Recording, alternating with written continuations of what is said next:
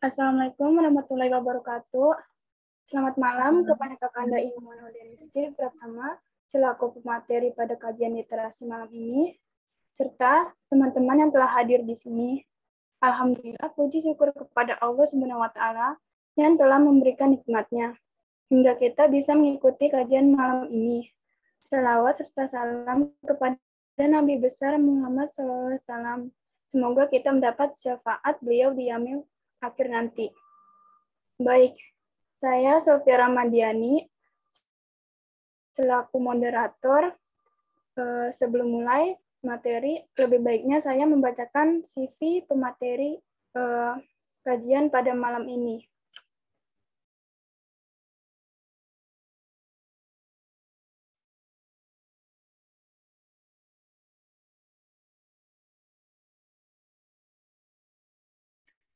Baik.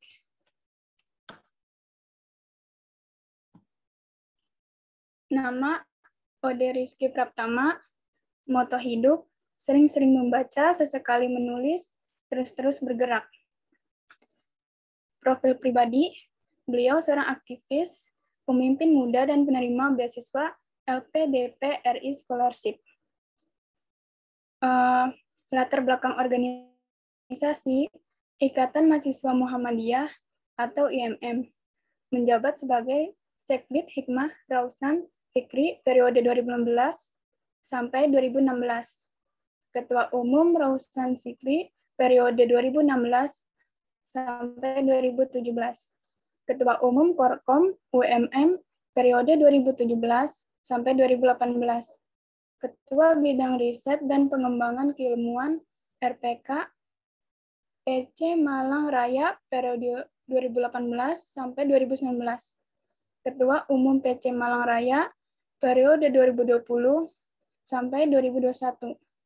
Mahasiswa penggerak atau mager. Co-founder periode 2016. Center of Research in Education for Social Transformation atau Creation. Co-founder periode 2018. Lalu research experience, pengalaman riset, the techniques of teaching English vocabulary at SD Muhammadiyah 3A Salam, Malang, ragam orientasi ide dan gerakan Muhammadiyah, dan NU di Malang 2018. Informasi kontak, Instagram, Mr.Praptama, Twitter, Mr.Praptama, Facebook, Praptama Rizky Ode. Nomor ponsel 082. Email mr.dpraptama@gmail.com. LinkedIn @praptama. Lalu alamat Jalan Tanjung Sanyang, Jakarta Timur, Indonesia. Lalu ada core skill,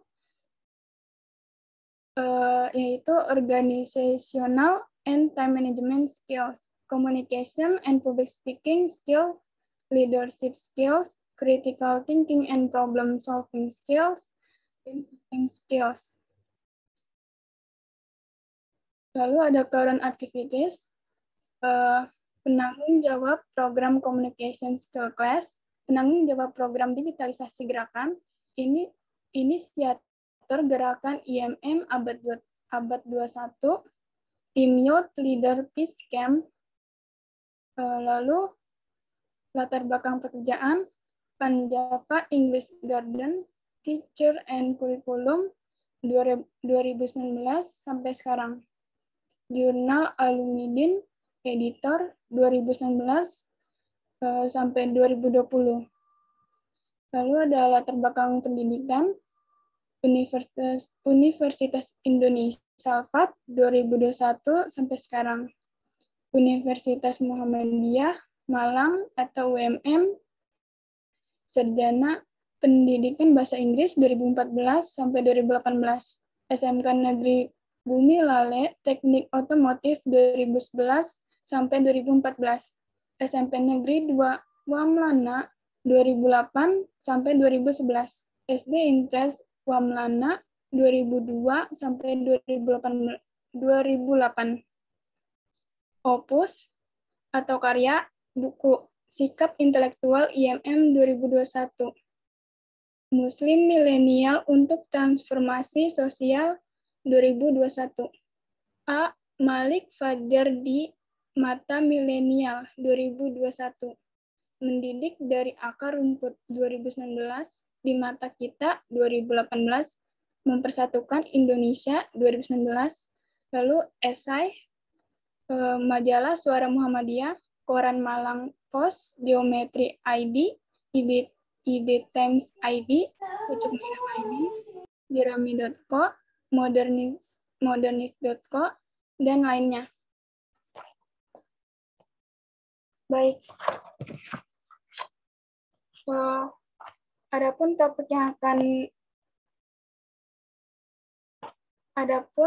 akan kita bicarakan mengenai diskusi malam ini yaitu tentang PUCA, kunci mengelola organisasi menuju era Society 5.0. Kepada Kakanda Imawan Ode Rizky Pratama selaku pemateri, waktu dan tempat dipersilakan.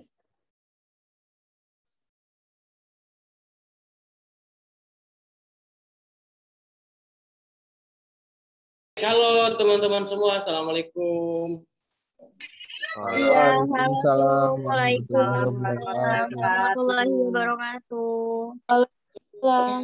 Yang saya hormati juga semua pimpinan, instruktur, Mbak Moderator, Mbak Wati, semua rekan-rekan peserta. I love to see you tonight. I'm happy to meet you by using this Zoom application ya. Jadi ini satu kesenangan yang luar biasa, kebahagiaan bagi saya untuk bisa bertatap layar sama rekan-rekan semua ya. Ini kalau saya sudah di Jakarta, insya Allah semester 2 bisalah kita ketemu ya, kita ngopi-ngopi di sana. Siap.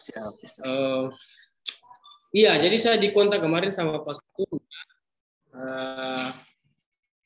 untuk Mas Budi untuk sharing sama teman-teman gitu ya.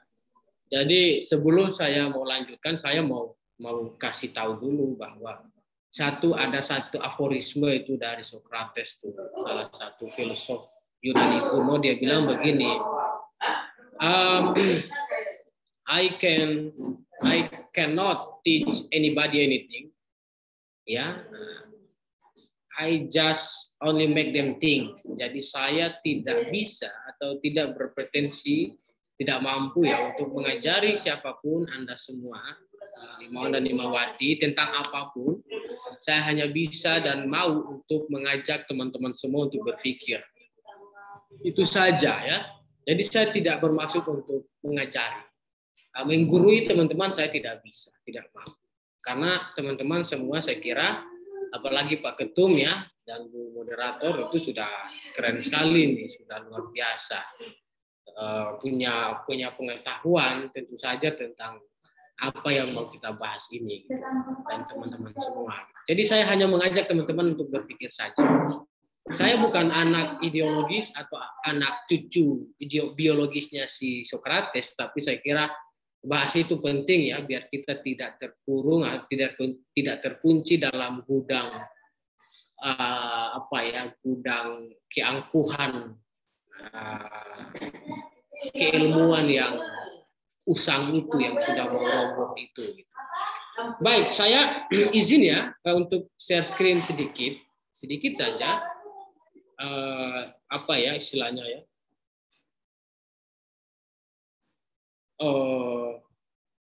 PPT yang mau saya share ini. Apa teman-teman bisa lihat PPT-nya? Sudah bisa, Mister. Bisa ya? Bisa, teman. Oke, sebentar.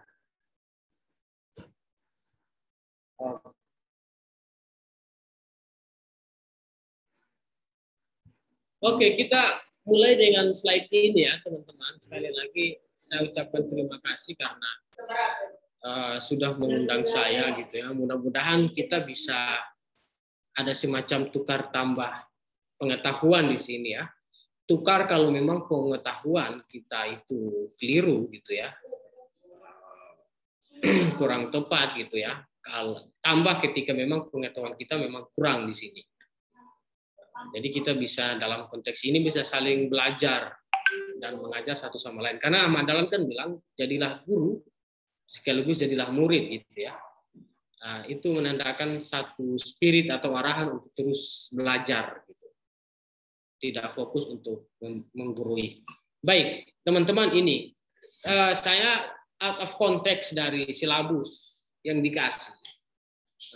Kira-kira kan bagaimana strategi adaptasi IMM ini di era VUCA kan? Dari silabus yang dikirimkan, tapi saya ingin sampaikan satu hal ke teman-teman, bagaimana kita bisa melakukan pembacaan melampaui VUCA yang ada. Gitu ya. Karena sejujurnya VUCA itu hanyalah deskripsi fenomena yang dilakukan oleh US Military College ya, jadi satu institusi milik militer Amerika pada tahun 1880-an itu untuk mendeskripsi atau menjelaskan keadaan dunia pasca Perang Dingin. Nah, itu aja konteksnya gitu ya, yang mau kemudian, jadi sudut pandangnya itu militeristik gitu ya, sudut pandangnya itu soal keamanan negara, soal apa ya, soal konflik internasional dan lain sebagainya. Karena diangkat pasca Perang Dingin gitu ya. Walaupun Perang Dingin itu selain konteks perang itu banyak konteks yang lain. Nah, jadi saya mau bicara ini pasca VUCA itu apa sebetulnya yang baru-baru ini ada hasil penelitian terbaru. Teman-teman bisa maju lebih adaptasi dengan deskripsi atau penjelasan dengan atas dunia yang baru ini. Karena memang teman-teman tahu VUCA ini sebetulnya barang lama. VUCA ini barang lama, itu dia dicetuskan 1980-an, itu artinya sudah 40 tahun yang lalu, bayangkan. 40 lebih tahun yang lalu. Dan kita baru diskusikan hari ini, saya kira kan satu kemunduran ya, satu keterlambatan yang luar biasa. Iya kan? Tapi saya kira tidak masalah, karena dalam hal ini bukan kita saja, banyak lembaga, banyak institusi, bahkan kampus-kampus yang baru bicarakan VUCA di 2019, maraknya 2020 dan sampai hari ini. Tapi saya kira tidak masalah. Nah, begini, ini perkenalan dari apa yang tadi disampaikan oleh Mbak moderator ya. Saya kira tadi lengkap sekali itu dibacakan semua tuh ya. CV saya itu, waduh, itu CV yang sebetulnya nggak berguna. Tapi sekilas inilah yang saya mau kenalin bahwa ini saya. Nanti secara lebih jelas bisa DM lah di sini. Mau follow boleh, tidak juga tidak apa-apa ya di Instagram ini. Nanti saya follow back kalau kalian follow gitu ya. Jadi penting sekarang kita komunikasi via Instagram itu ya. Karena bayangkan itu untuk calon istri, calon suami sekarang itu ya orang tua minta apa Instagramnya gitu, apa Facebooknya gitu untuk mau di track gitu. Si calon menantu ini gimana orangnya gitu. Saking pentingnya media sosial. Jadi tampilkan yang bagus-bagus lah di media sosial. Jangan salah gunakan ya. Oke, itu intermezzo. Baik, ini. Jadi saya mulai dengan ini lagi, aforisme lagi dari Heraklitos. Beda ya Heraklitos sama Heraklius ya. Heraklius itu raja Romawi yang hidup zaman Nabi, yang pernah surat menyurat dengan Nabi Muhammad ya. Tapi kalau Heraklitus ini dia hidup sebelum Masehi gitu ya. Filsuf Yunani kuno, dia bilang begini, atau aforisme yang paling terkenalnya itu the only constant is change. Jadi satu-satunya yang tetap di dunia ini adalah perubahan. Jadi di luar perubahan semuanya tidak tetap dan itu ikut berubah. Jadi ya yang hanya tetap, yang konstan, yang utuh ya apa ya istilahnya. Ya yang tetap ya konstan. Di dunia ini hanya perubahan. Jadi tidak ada, ini makna lain adalah tidak ada yang tidak berubah. Nah, kira-kira begitu ya. Nah, teman-teman semua, ini saya kira penting sekali untuk bagaimana kita bisa lebih dalam nanti mendiskusikan atau teman-teman pimpinan dan instruktur ngopi-ngopi lah sama kader-kader nanti untuk berbicara soal perubahan itu apa yang dimaksud itu, dan bagaimana kita bisa adaptasi dengan perubahan-perubahan yang ada. Karena kita tidak bisa hanya bicara soal ayo kita adaptasi dengan peradaban, adaptasi dengan perubahan, tetapi apa istilahnya, perubahan seperti adaptasi seperti apa yang harus kita lakukan itu kita belum tahu. Nah, dan batas-batasnya sampai di mana kita juga tidak tahu. Jangan sampai kita salah untuk adaptasi. Kita adaptasi misalnya budaya-budaya yang tidak baik. Ada budaya-budaya, banyak sekali kan, dari perspektif barat yang cenderung liberal gitu, atau timur yang di satu sisi juga sulit membedakan antara adat dan agama misalnya kayak begitu. Ini saya mau sampaikan ini teman-teman. Ini tadi saya katakan. Ini sumbernya adalah saya mengutip dari hasil riset yang dilakukan oleh Stephen Gebmeier, itu profesor di University of California. Dia meriset tahun 2020 pasca atau sedang berlangsungnya corona itu, pandemi COVID itu, dan dia mengusulkan satu konsep baru untuk menjelaskan dunia hari ini, menggantikan VUCA, karena memang VUCA itu sudah 40 tahun perang dingin. Ini teman-teman, lihat di yang hijau. Oh iya, yang hijau ini, yang hijau apa istilahnya, yang hijau muda ini ya, hijau muda, biru muda ini, yang sebelah kiri ya. Ini teman-teman, 80 kan, dan dia meneliti untuk menggantikan VUCA. Nanti kita bicara VUCA itu apa. Tapi untuk lompat ke Bani ya, dan sorry, lampu saya mati sebentar, masih bisa lihat kan? Dan Beni itu adalah satu temuan baru untuk menjelaskan dunia hari ini, yang itu dilatar belakangi oleh perubahan iklim dan perubahan global, atau kemajuan globalisasi yang radikal gitu, yang luar biasa gitu. Jadi latar belakangnya BANI atau BANI itu, atau BENI itu adalah climate change dan kemajuan teknologi. Nah, itu yang kemudian melatar belakangi BENI, dan kalau VUCA itu adalah yang melatar belakangi oleh perang dingin. Nah, oke, teman-teman semua. Nah, ini kita bisa bicara sedikit tentang dua hal ini ya. Bicara sedikit tentang VUCA dan BENI. Pada dasarnya oleh Stephen Gebmeier, dia menjelaskan bahwa VUCA itu menjelaskan situasi ambiguitas atau ketidakjelasan dan dunia yang kompleks, dunia yang terpecah, semakin semakin khusus, semakin detail gitu dunia hari ini gitu. Atau dunia pasca perang dingin tahun 80 itu. Teman-teman pasti sudah tahu apa yang dimaksud dengan kompleksitas dunia, bahwa satu contoh, dulu orang menganggap komunikasi itu menggunakan alat itu surat menyurat misalnya, kirim di kantor pos dan lain sebagainya. Tetapi sejak tahun 90-an internet merebak itu, maka yang disebut dengan komunikasi itu dia berkembang. Ada komunikasi media sosial, ya kan? Sebelum itu ada short text, SMS. SMS itu short message send apa-apa gitulah bahasanya ya, dan lain sebagainya gitu. Itu contoh dalam persoalan komunikasi gitu. Soal kompleksitas juga misalnya di IMM itu dulu belum ada bidang medcom, tapi setelah internet ada itu muncul bidang medcom waktu muktamar tahun 90-an itu ya. Jadi teman-teman sudah bisa melihat konteks bagaimana kompleksitas itu. Dulu IMM mungkin hanya 10 bidang, sekarang 12 bidang. Nah, misalnya begitu.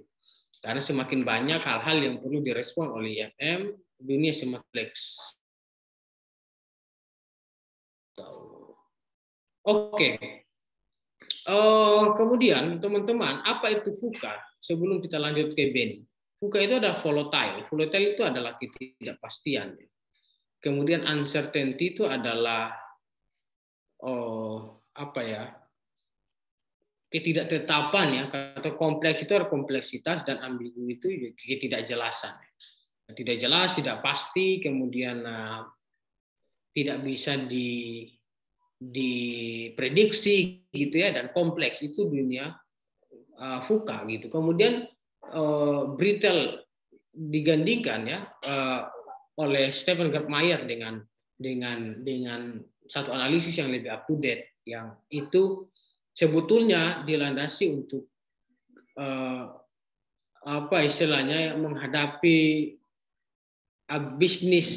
generasi bisnis baru. Tapi analisis ini bisa kita gunakan untuk bagaimana membaca organisasi kita gitu ya, IMM gitu, untuk bagaimana melihat next generasi atau generasi berikutnya dari organisasi IMM itu seperti apa. Saya kira konteksnya akan juga sama gitu ya, walaupun ada kekhususan internal yang itu mungkin berbeda. Nah, bisa kita lihat di sini teman-teman, BNI itu ditawarkan oleh Stephen Gertmeier sebagai brittle, anxious, non-linear, dan incomprehensible gitu ya. Apa maksudnya? Brittle itu kan kerapuhan ya. Jadi setelah volatile itu, setelah ketidakjelasan itu sudah rapuh. Dunia ini rapuh gitu ya. Nah, kemudian setelah itu pasca daripada ketidakjelasan itu atau tidak bisa diprediksi itu adalah unconscious gitu ya.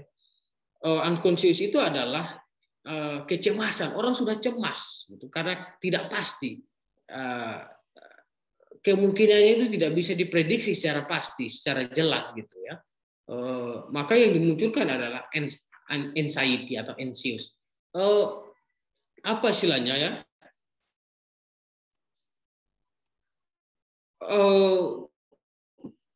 Volatile itu tadi berubah-ubah ya, berubah-ubah. Apa istilahnya berubah-ubah itu? Karena dia semakin hari atau terus-menerus berubah-ubah dalam analisis Stephen Gertmeier itu, maka dia berganti menjadi rapuh atau brittle itu. Brittle itu kerapuhan. Uncertainty itu ya ketidakpastian itu, maka tidak pasti, tidak jelas dengan kemudian tidak apa istilahnya atau tidak menentu gitu, uncertainty terjemah lebih pasca gitu ya. Maka kita bisa lihat bahwa orang-orang itu kan cemas hari ini bahwa dia ini kira-kira bisa makan apa tidak.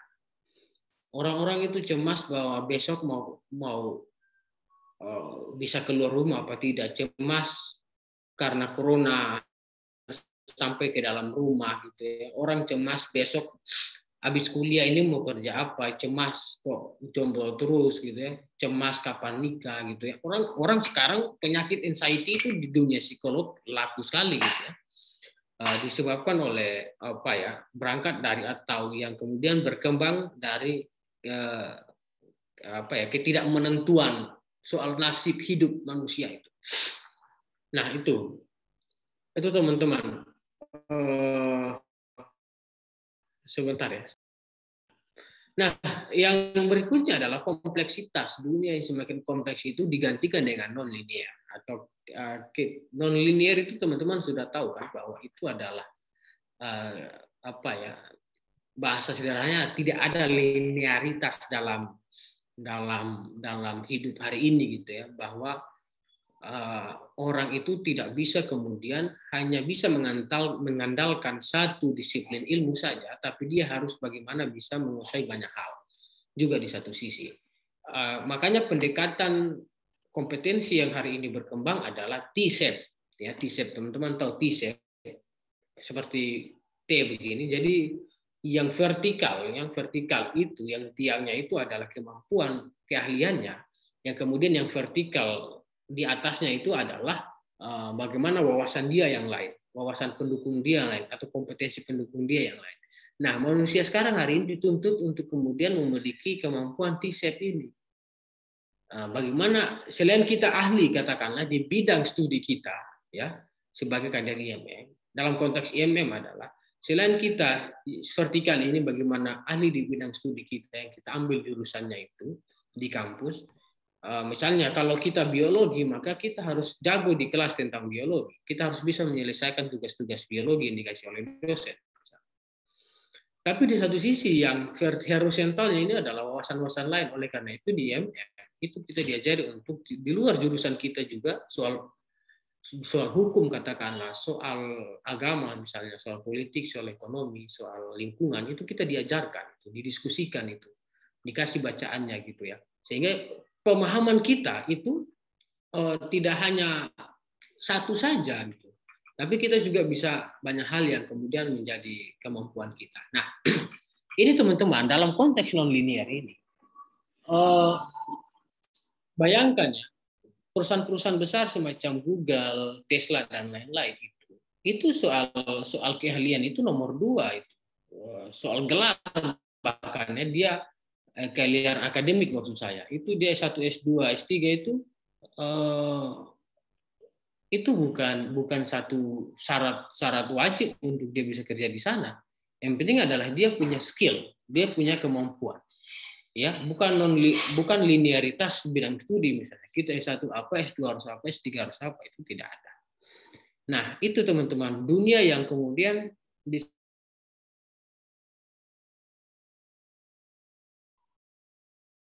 tidak bisa kita pastikan dari hulu ke hilir, itu ibarat air di sungai.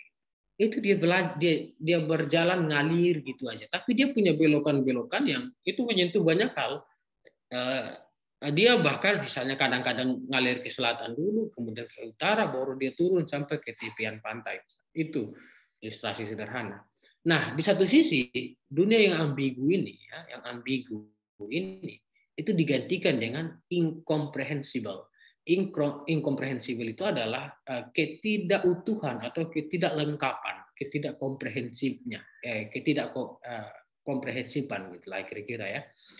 Jadi memang di satu sisi dalam konteksnya Stephen Goodmeyer ini dia menjelaskan dunia ini walaupun banyak data yang kita temui hari-hari ini, bayangkan kita punya Instagram, TikTok, Facebook dan lain-lain, itu informasi, data, baik yang kita cari maupun yang tidak kita cari dia datang dengan sendirinya. Benar apa tidak? Itu tiba-tiba udah muncul aja di beranda gitu kan. Padahal kita kadang-kadang tidak inginkan, itu disetting oleh algoritma dan bubble gum ya. Bubble gum, masa bubble gum namanya? Ya, virtual bubble ya.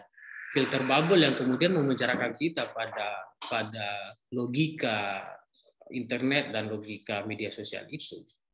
Nah, itu yang kemudian terjadi hari ini. Seolah-olah kita membutuhkan banyak data untuk menyelesaikan satu persoalan.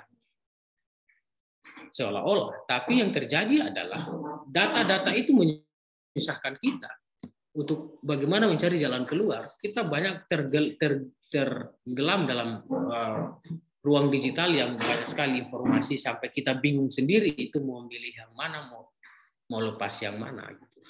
Bahkan satu istilah disampaikan oleh siapa sih namanya itu penulis buku, bahwa dunia hari itu ada semacam, dia pakai kata tsunami informasi. Tsunami itu kan dia sapu bersih itu kan, gelombang besar sekali.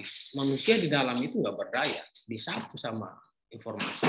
Nah, itu yang kemudian harus kita sadari hari ini, soal banyak itu belum tentu utuh, banyak itu belum tentu lengkap. Ya, maka kita dituntut untuk punya kemampuan. Kemampuan itu apa? Mari kita lihat setelah ini. Nah, ini juga dijelaskan bahwa dia klaim sebetulnya bahwa teman-teman gini, sebelum kita lanjut, ini adalah deskripsi tentang, ini penelitian, ini adalah deskripsi dari akademisi.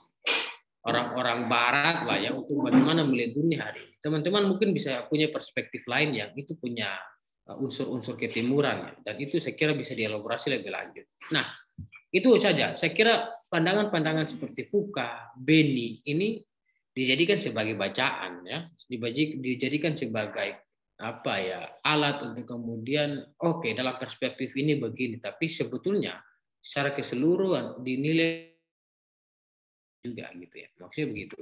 Nah, Foucault itu oleh Stephen Goodmeyer dia bilang sebagai terlalu banyak deskripsi dan tidak punya arti. Artinya kurang, meaningless, ya, meaningfulness ya. Kemudian tidak cocok lagi dengan hari ini, gitu, tidak relevan lagi dengan hari ini. Nah, dia mengusulkan Benny dan itu menjadi satu perspektif baru dan deskripsi yang akurat ya tentang situasi hari ini, bicara soal emotional state atau apa ya sikap emosi, kemudian juga causal connection, dia itu apa ya saling berkaitan dengan dunia realitas dunia hari ini dan juga dunia yang lalu, dan nanti dia bisa memprediksikan ke depannya ini seperti apa gitu. Nah, teman-teman semua, jadi memang penting ya penelitian seperti ini yang disampaikan oleh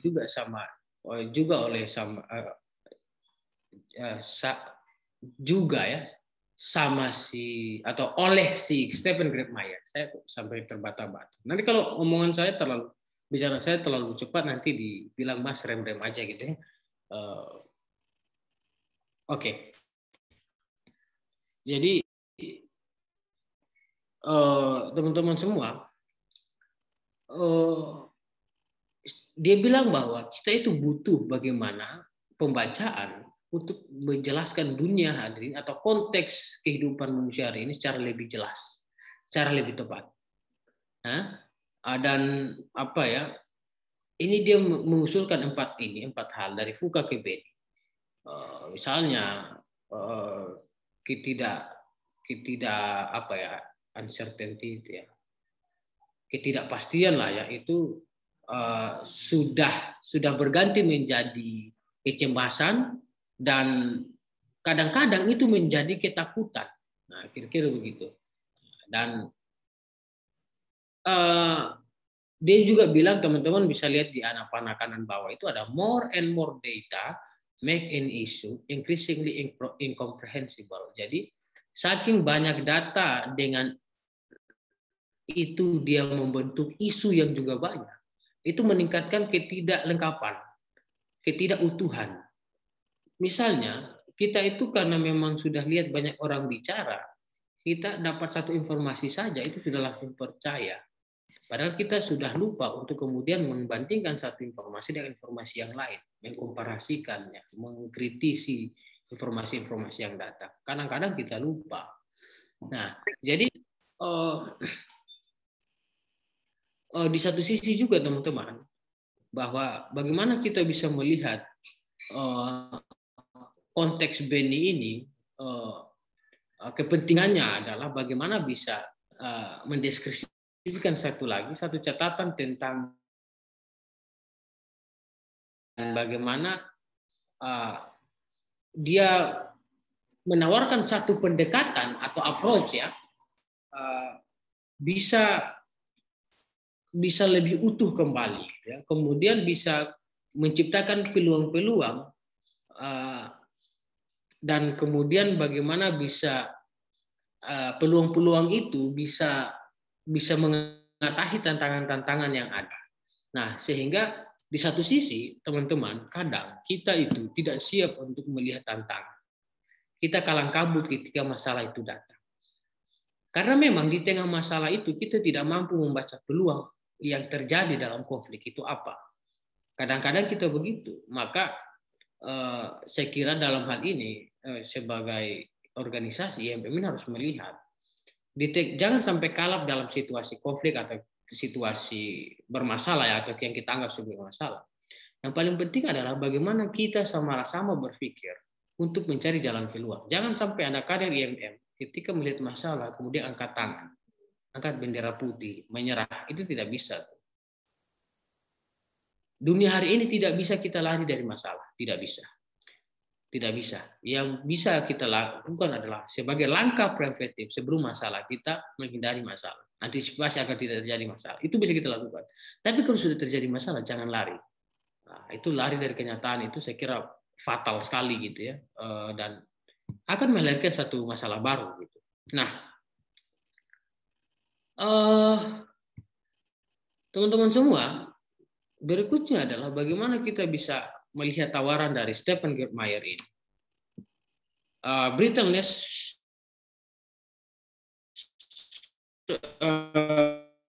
meminta apa ya, membutuhkan, require, ya memohon ya, semacam itu. Kapasitas dan resilience atau kemampuan individu kita dan daya tahan kita sebagai kader-kader ini atau sebagai manusia yang hidup di abad ini. Apakah kita punya untuk mengatasi dunia yang rapuh ini? Kita apakah mampu atau apakah bisa atau sudah punya kapasitas, dan apakah kita sudah bisa bertahan di tengah keadaan yang gaduh? Apakah kita cenderung lari dari masalah, takut dengan hal-hal yang ada? Yang kedua, kalau kecemasan itu ada, maka dia meminta yang disebut dengan empati dan mindfulness. Apa itu empati? Rasa kemanusiaan kita itu untuk bisa sebagaimana saling tolong menolong orang-orang yang cemas, melindungi mereka. Kemudian dengan kesadaran yang penuh atau mindfulness ya, bisa melihat diri kita sendiri. Kan orang banyak stres era ini. Bagaimana dengan pikiran yang sehat itu kita bisa mengatasi stres-stres yang ada. Dan tidak mau dia menindas luar biasa gitu ya. Jadi tidak heran juga kalau kemudian hari ini itu banyak orang stres. Kalau suatu stres yang tinggi atau cemas yang luar biasa, maka kita butuh empati untuk saling mendukung. Cemas katakanlah ibu belum selesai. Noe, bukan untuk dimakan ini. Noe itu siapa ya? Oke, kita lanjut ya. Oke, nggak masalah. Katakanlah begini, ibu moderator ini cemas karena tugasnya belum selesai.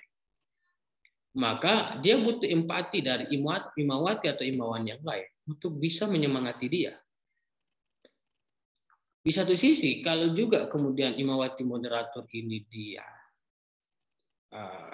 kelabakan, stres gitu ya, cemas dengan apapun itu, maka butuh suntikan pikiran yang rasional, butuh semacam apa ya, kesadaran yang oke ya, kesadaran yang kuat ya, dengan menggunakan akal pikiran untuk membedah sebetulnya yang dihadapi itu masalah apa, sembari kemudian mencari jalan keluar.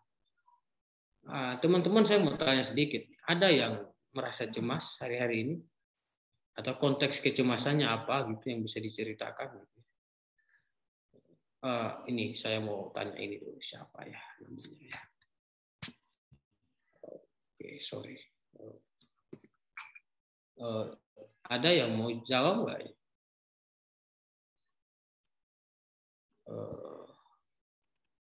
Siapa yang mau jawab? Saya mau tanya siapa ya?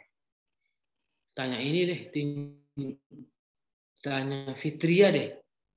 Fitria. Iya tuh. Kamu pernah cemas nggak itu kamu?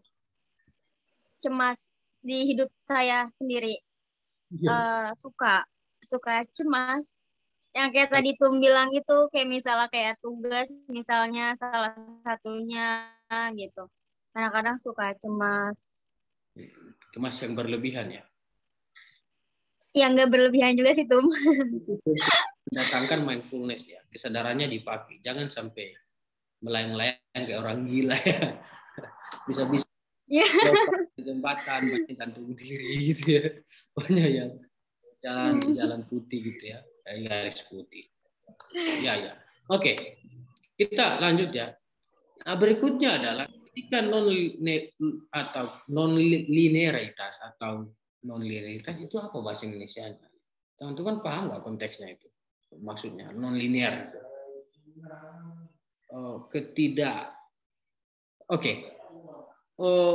Begini, yang dimaksud dengan non-linear juga oleh si Stephen Gertmayer ini untuk menjelaskan apa maksud non-linear adalah apa-apa yang sudah kita konsep, apa-apa yang sudah kita susun, bahkan oleh deskripsinya, bahkan oleh temuannya Stephen Gertmayer disebut dengan Benny ini, menjamin bahwa pembacaannya akan akurat, itu 2 sampai 5 tahun ke depan itu tidak akurat, tidak bisa menjamin. Makanya dalam organisasi kita itu banyak muncul pertanyaan, apakah kita bisa membuat rencana jangka pendek, rencana jangka menengah, rencana jangka panjang, atau program jangka pendek, program jangka menengah, program jangka panjang. Bagi si Stephen Grabmaier itu mustahil.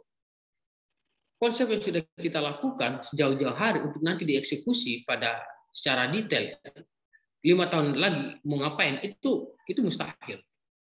Karena dalam dunia yang non linear ini, satu saja perubahan yang tidak ada dalam konsep yang ada itu mampu merubah keadaan luar biasa. Itu mampu merubah, mengacaukan konsep yang ada. Contoh, kampus-kampus itu kan 5 tahun lalu dalam renstranya kampus atau rencana strateginya kampus atau sekolah itu tidak memprediksikan bahwa 2020 corona masuk ke Indonesia. Tidak ada dalam catatan strateginya kampus dan sekolah itu ada settingan corona. Tapi nyatanya corona ada.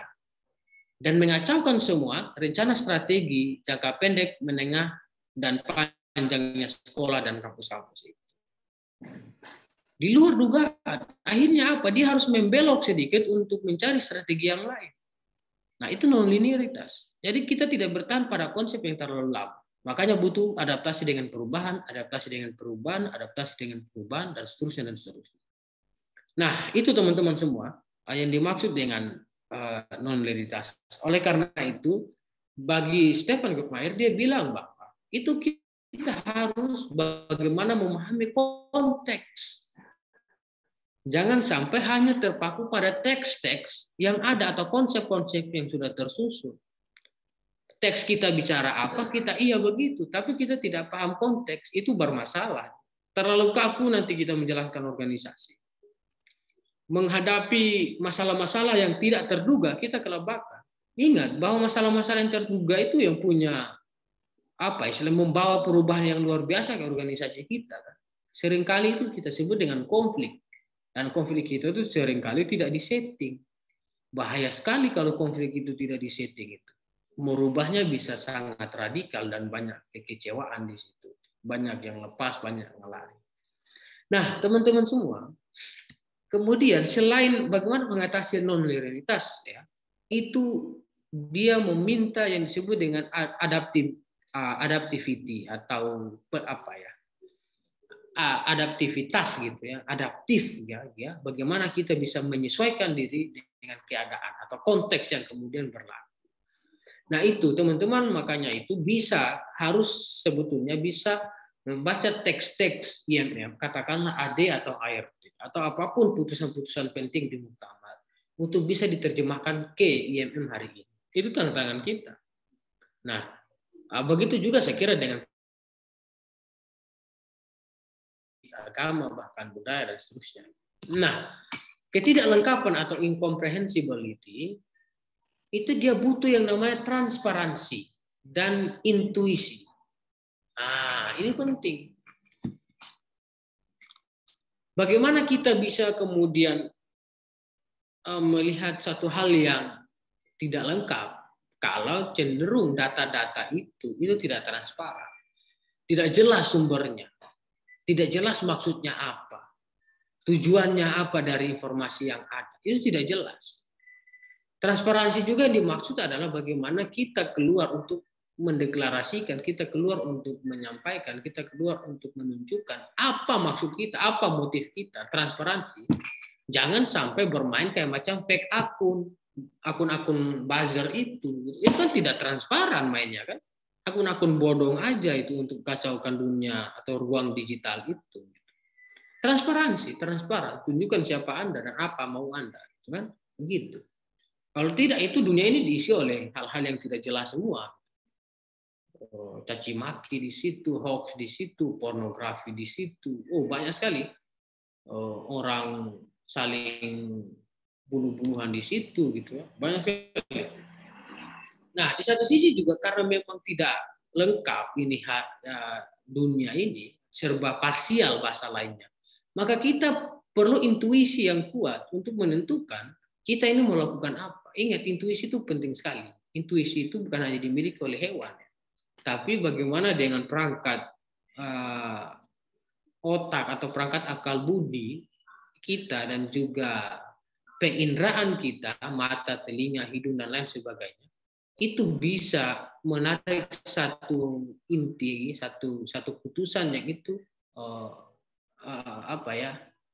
mengendalikan suasana misalnya begitu, bisa mengatasi persoalan, hadir sebagai problem solver. Nah, itu kita butuh intuisi, teman-teman. Paling tidak, katakanlah kita bisa menggunakan intuisi yang dipakai oleh atau yang disebut sebagai oleh si siapa namanya? Oleh si Immanuel Kant gitu. Immanuel Kant itu bilang bahwa manusia itu dalam bukunya Critique of Practical Reason atau kritik akal budi praktek, kan ada dua bukunya juga, satu yang terkenal kritik akal budi murni atau kritik of pure reason gitu. Yang kedua adalah critic of practical reason.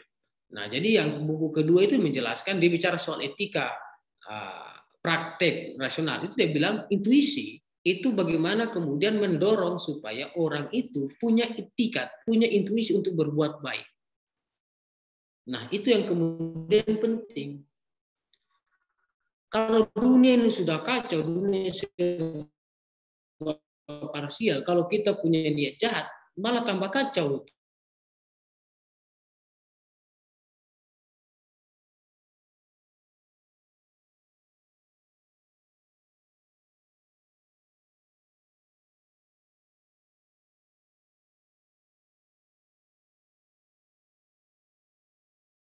Persoalan semakin membaik. Nah, itu teman-teman bisa lebih lanjut baca di sini. Ini ada linknya. Web resmi langsung oleh Stephen Gebmeier ini. Ya, dia profesor di University of California. Teman-teman bisa melacak dan membaca sendiri. Oke. Sekarang konteks IMM ini.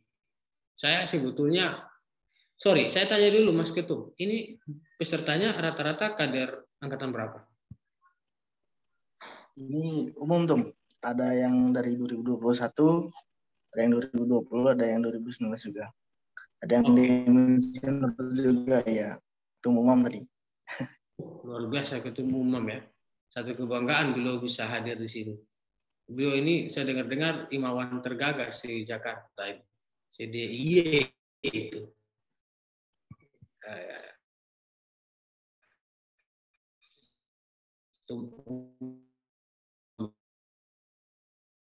Ini. Ya. Dia kayaknya di tempat keren itu, kayaknya di hotel gitu.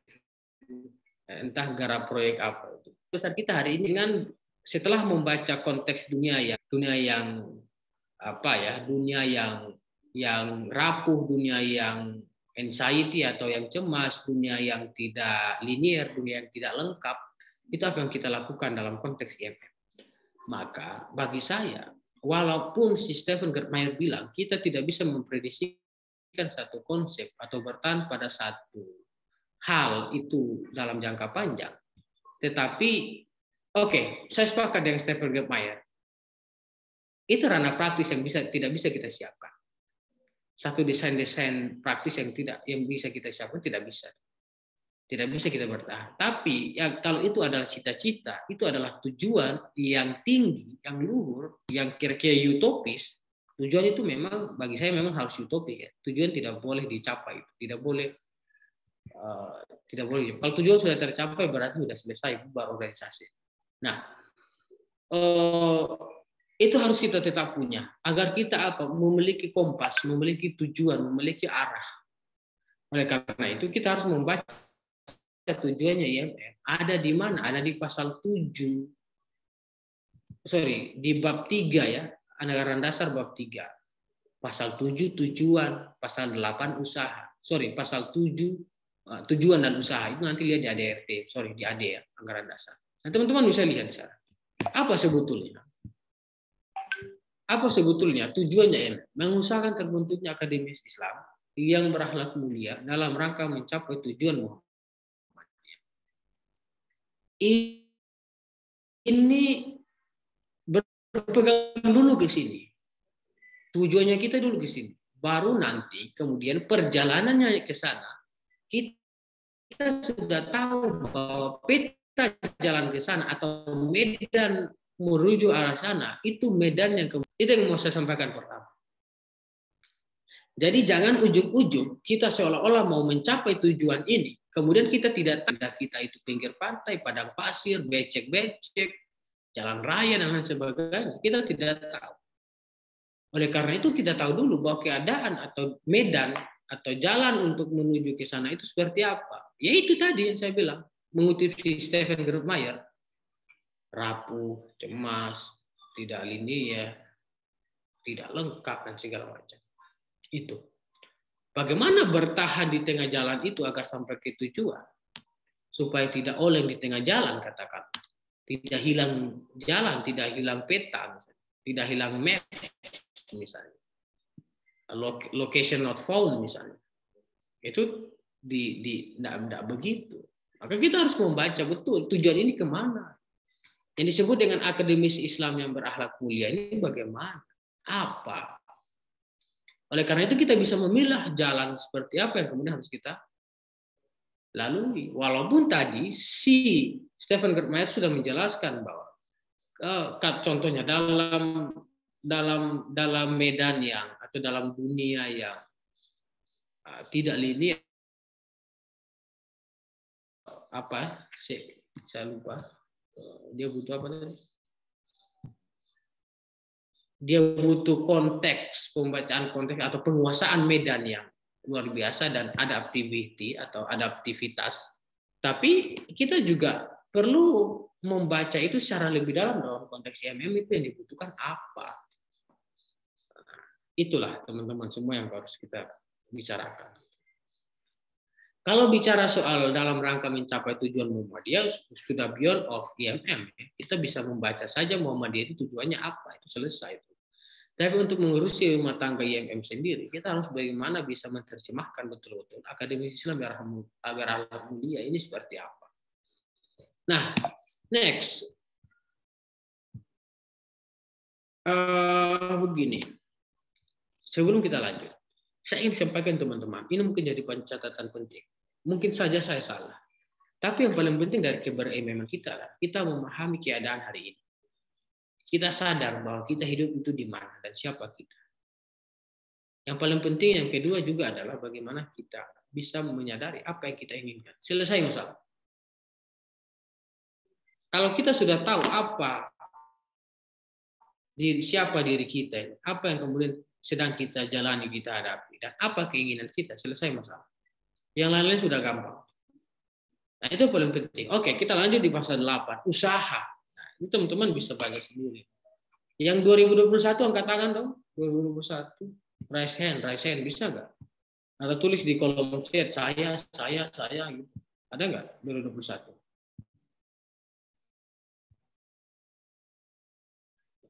Ada? Hai, halo?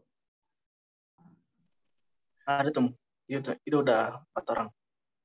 Oke, saya oke. Saya minta tolong ke ini deh, ke Imawan dulu. Haidar baca dong usaha pertama yang dilakukan oleh IMM ini untuk mencapai tujuan apa? Silakan Haidar. Membina para anggotanya menjadi kader persyarikatan Muhammadiyah, kader bangsa yang senantiasa setia terhadap keyakinan dan cita-citanya. Oke. Jadi usaha yang kemudian dilakukan oleh IMM itu ini untuk mencapai tujuan.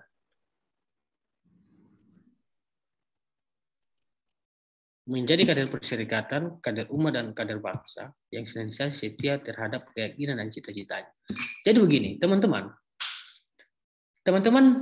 di luar kelembagaan Muhammadiyah, kelembagaan umat Islam dan kelembagaan bangsa Indonesia ini kan institusi semua ya.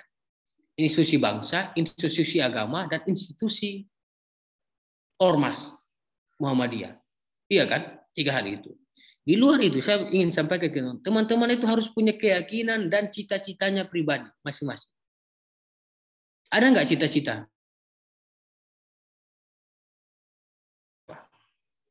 Thank you Haidar ya. Saya tanya ke siapa? Ke Mufidah. Mufidah punya cita-cita nggak? Halo Mufidah. Ya. Oke. Cita-citamu apa? Nggak ada.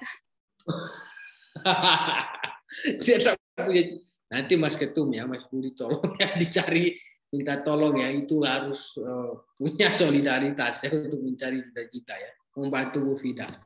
Itu bukan masalah Mufidah, tenang saja. Nanti dibantu oleh Ketum untuk. Ketum itu man of solution. Kalau tidak bisa Ketum berarti Mas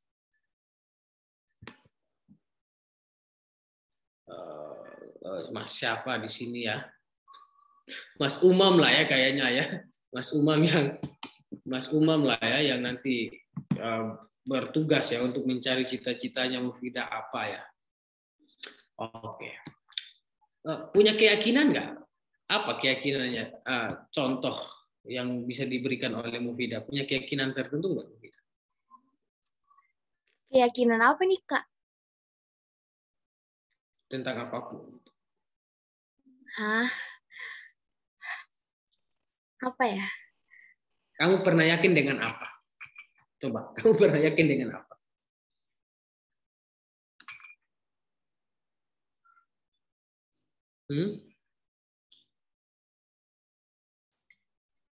Nggak tahu, bingung. Bingung ya? Gini, kamu pernah yakin nggak bahwa apa yang kamu lakukan itu benar? Enggak. Nggak pernah yakin. Oh, saya tanya lain lagi. Oh, apa ya kira-kira ya? Ini Mufidah ini kan unik ini Mufidah. Mufidah yakin nggak bahwa Mufidah ini manusia?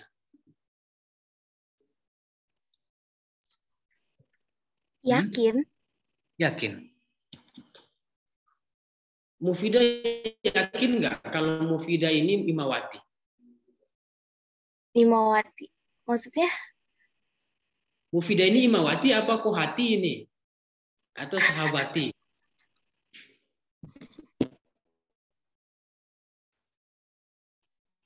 Hah?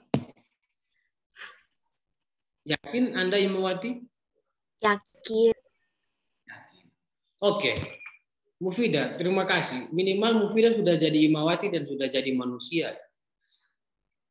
Saya kira itu satu keyakinan yang penting sekali. Untuk bagaimana mengejar apa yang menjadi substansi dari Imawati dan substansi dari manusia. Bahwa menjadi manusia itu apa? Apa yang harus kita lakukan dan mengapa kita menjadi manusia? Itu dulu yang pertama, yang penting. Yang kedua juga sama dengan sebagai Imawati. Kalau sudah yakin menjadi Imawati, bahwa kita harus mempertanyakan bahwa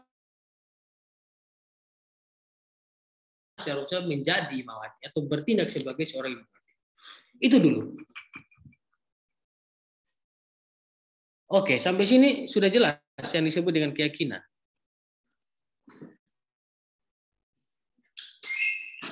Masa saya mau jelaskan secara bahasa gitu kan, terminologi dari bahasa Arab. Hakul yakin, ainul yakin gitu kan, apa-apa yakin itu. Kan banyak sekali itu level-level yakin itu. Oke. Nah, oke, kita lanjut ya. Itu sebagai contoh saja. Tapi terima kasih Mufidah ya, sudah menjawab. Mudah-mudahan nanti Mufidah bisa menemukan itu esensi keperempuanan, kemanusiaan dan keimawatiannya. Nanti minta tolong Mas Ketum dibantu ya. Siap bro. Diajak sering mungkin jadi kasihan Imawan terus. Ya, kita lanjut. Usaha kedua untuk mencapai tujuan. Ini siswa adik, saya tidak mengada-ngadai. Saya tidak mengembangkan konsep-konsep yang lain. Usaha kedua adalah bagaimana Zelfa baca Zelfa. Putri Tama Wulanda. Kok namamu bagus sekali, Zalfa. Coba baca yang Mufidah sama sekali enggak open cam ya? Kenapa ya? Lagi.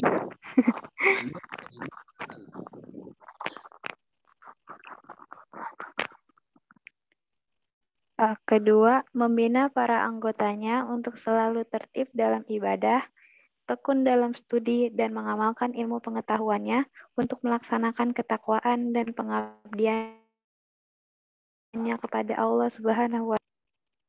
Oke, wah ini keren sekali. Saya hampir mau menangis dengar kalimat kedua nih, usaha kedua yang dilakukan IMM untuk kita, untuk Iman dan Imawatinya. Membina para anggota untuk selalu tertib dalam ibadah, tekun dalam studi, mengamalkan ilmunya. Gitu. Ini bahasa lain kan iman, ilmu, amal gitu ya. Iman, ilmu, amal gitu ya. Ya itu harus kita terapkan itu. Jadi kalau kader-kader itu tidak mau beriman, tidak mau belajar di kelas, jadi jagoan di kelas gitu ya. Bukan jagoan tukang pukul, bukan. Jagoan debat sama dosen lah ya, maksud saya gitu kan. Kemudian bisa mengamalkan ilmu-ilmunya ya saya kira pertentangan lah sama pasal 8 ini. Bisa dipenjara guys. Tapi ya makasih Zalfa yang namamu bagus, mudah-mudahan orangnya juga bagus ya, yang sudah membacakan poin kedua ini. Oke, next poin ketiga, siapa lagi di sini? Siva, ayo Siva. Oh Siva ada 2 di sini. Iya, satu single A sama double A. Siva single A saja. Siva Tris Naj. Aduh, saya nggak paham itu. Ayo baca. Yang ketiga, membantu para anggota khususnya dan mahasiswa pada umumnya dalam menyelesaikan kepentingannya. Oke, nah ini penting sekali kan. Kamu punya kepentingan nggak? Punya, Kak. Apa kepentingan? Kepentingan saya belajar sebagai mahasiswa, gitu, Kak. Selain itu, kamu nggak punya kepentingan apa-apa di IMM? Masa kepentingan belajar aja? Kamu angkatan berapa sih, Pak? Angkatan 2021, Kak. 2021. Jurusan? PGSD, Kak. Mantap itu. Ya, itu kepentinganmu belajar aja. Ya bagus sih, bagus kepentinganmu belajar. Begini, memang IMM itu berfungsi untuk 3 hal ya, atau wadah untuk 3 hal. Pertama belajar, yang kedua beramal, yang ketiga berjuang. Itu ada di lagunya itu, beramal, belajar, beramal dan berjuang. Kalau kamu sudah memfungsikan sifat satu hal itu berarti sudah luar biasa tuh. Tapi itu kurang bagi saya. Kamu perlu beramal dan perlu berjuang. Jadi jangan hanya belajar itu, karena ilmu yang tidak diamalkan itu kayak macam apa ya? Kayak macam pohon tanpa buah atau apa sih? Apa peribahasanya? Ya kira-kira itulah, kira-kira lah, gitu ya. Pokoknya jelek aja gitu kalau ilmu nggak diamalkan gitu. Jadi penting teman-teman, kepentingan. Jadi kader IMM itu harus punya kepentingan. Kalau tidak punya kepentingan, jangan jadi kader IMM. Harus punya kepentingan. Kalau bisa banyak kepentingan kalian. Dan memang IMM itu adalah ruang untuk belajar, untuk melengkapi atau menambahkan atau bahkan menyilangkan ruang-ruang belajar yang sudah ada di kuliah. Kuliah itu kan terbatas, kuliah itu kan ya begitu-begitu aja kan, jam-jam kuliah kan sudah tahu kan ada jadwalnya. Tapi kalau IMM itu all day, ya full day, IMM itu komisariat itu ya tanpa batas, tanpa jadwal, ya kan, on war terus gitu kan, on fire terus gitu. Jadi itu memang tempat belajar IMM itu. Kepentinganmu kalau itu gaskan ya. Jangan sampai dikendorkan gitu, dikencangkan gitu. Oke, yang ketiga ini Siva. Oke, tadi Siva single A, thank you. Siva double A. Nah ini Siva saja, ini gak ada nama tambahan. Ayo Siva, Saya baca dari atas ya, sesuai yang chat sesuai dengan menit. Nanti Dafa lah nanti ketemu kan. Ayo apa Dafa? Sorry, Siva single A. Kenapa Kak? Siva double A ya. Ayo apa? Sorry, pasal 4. Pasal 4. Poin 4. Ketiga. Ya.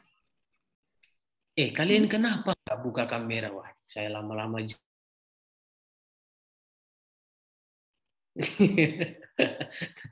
Tapi nggak apa-apa lah. Anggap saja ya saya lagi bermurah hati hari ini ya. Sudah, lanjut Siva. Tidak masalah. Yang ketiga, membantu para anggota khususnya dan mahasiswa pada umumnya dalam menyelesaikan kepentingannya. Oke. Sorry, keempat. Tadi ketiga udah dibacakan. Yang keempat ya, Kak.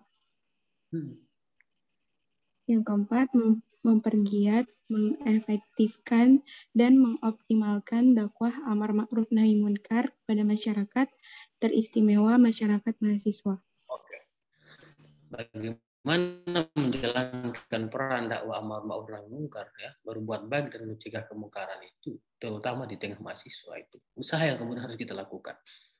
Jadi memang penting, lembaga intra itu direbut oleh IMM, dikuasai oleh IMM. Jadi pejabat-pejabat HMJ, pejabat BEM fakultas, pejabat BEM universitas, pejabat senat dan seterusnya itu IMM itu penting. Untuk apa? Mengetengahkan amar ma'ruf nahi munkar. Karena saya ini bukan asumsi primordial saya sebagai kader IMM, karena di UMM itu saya kan lulusan UMM S1. Itu kalau kader non IMM yang pimpin lembaga inter itu dia bikin kacau. Ada korupsi di situ. Dia pokoknya ngawur lah. Nggak jelas gitu ya. Tapi kalau kader IMM itu insya Allah baik. Yang jadi pejabat lembaga intra itu. Maka amar ma'ruf nahi munkar itu harus kemudian kita lakukan dengan baik di tengah mahasiswa. Oke ya. Nah, kemudian thank you Siva. Kita ke Fawas. Ayo Fawas. Fawas, poin kelima pasal 8. Bacakan.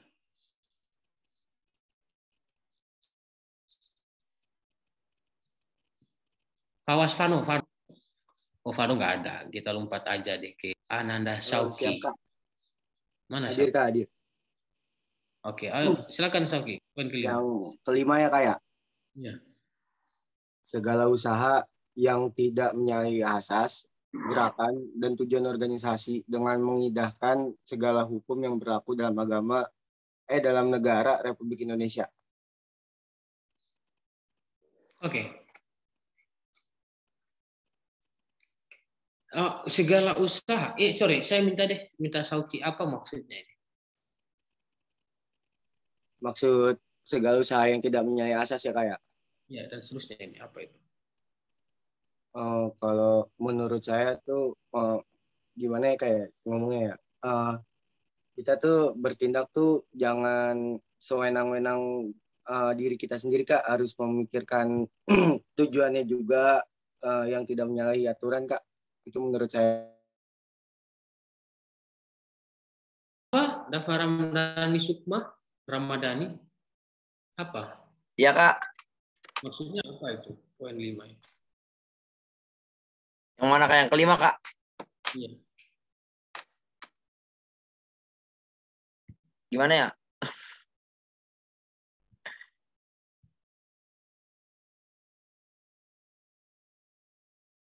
Gak tahu Kak. Gak tahu. Oke, nggak masalah, nggak tahu. Aku suka kalau yang nggak tahu ini aku sukain. Tandanya memang lagi mikir ya. Minimal kamu udah jawab nggak tahu itu artinya kamu udah mikir. Ciao. Iya, oke. Jadi begini, tadi seperti yang disampaikan oleh Sauki ya. Bahwa memang setiap tindakan kita itu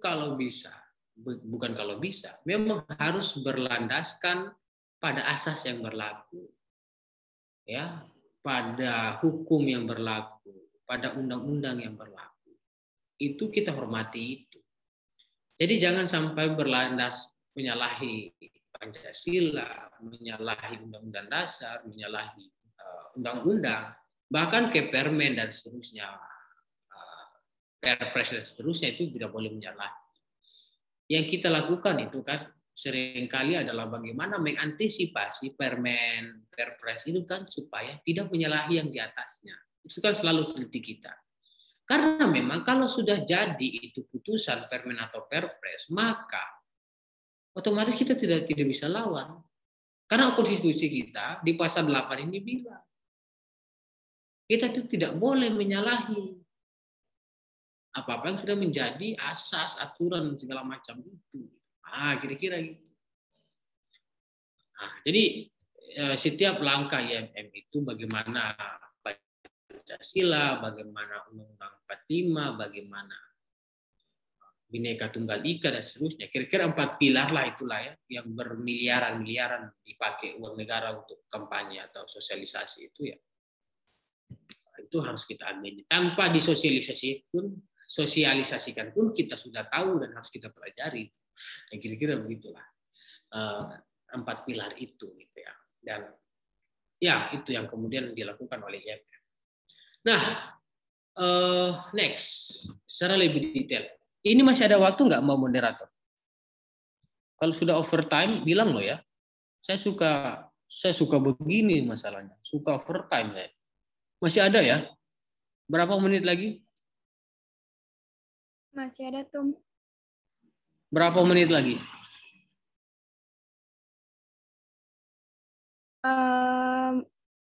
Mungkin 30 menit lagi, Tum.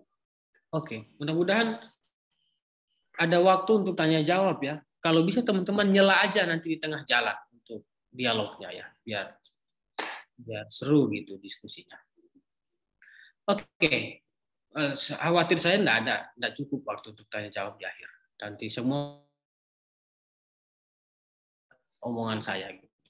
Nah, ini saya mau sedikit sampaikan. Ini sebetulnya apa yang saya lakukan selama menjadi Ketua Umum IMM Cabang Malang Raya kemarin. Saya mendesain ini untuk menjalankan kepemimpinan selama 1 periode.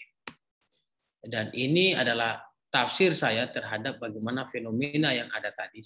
Ya, saya nggak pakai FUKA, nggak pakai BENI. Saya hanya pembacaan sendiri gitu ya, tanpa bantuan pembacaan kayak penelitian-penelitian begitu, tapi saya gunakan yang disebut dengan 6C atau 21st Century Skills. Jadi lompat ke apa yang kemudian dibutuhkan. Itu oleh Michael Fullan dan Geoff Scott. Itu orang Kanada dan orang Australia. Kolaborasi, riset kolaborasi untuk menemukan kira-kira skill apa yang dibutuhkan di abad 21. Ada 6. Ya, nanti kita jelaskan satu-satu. Nah, target utama saya adalah kader. Bagaimana tumbuh kembang kader itu bisa secara holistik, bisa secara keseluruhan. Kata keseluruhan ini penting agar kita tidak berpandangan parsial seperti dunia yang tadi disampaikan oleh Stephen Germayer. Karena apa? Kalau tidak kemampuan pembacaan kita tidak secara lengkap, maka yang ada adalah konflik, yang ada adalah baku hantam. Karena satu orang itu berpatokan bersandar pada perspektif dan pengetahuannya sendiri-sendiri yang itu parsial itu. Kalau dia sudah mengetahui semua, dia itu saya kira lebih wise ya, lebih bijak untuk tidak menyalahkan yang lain.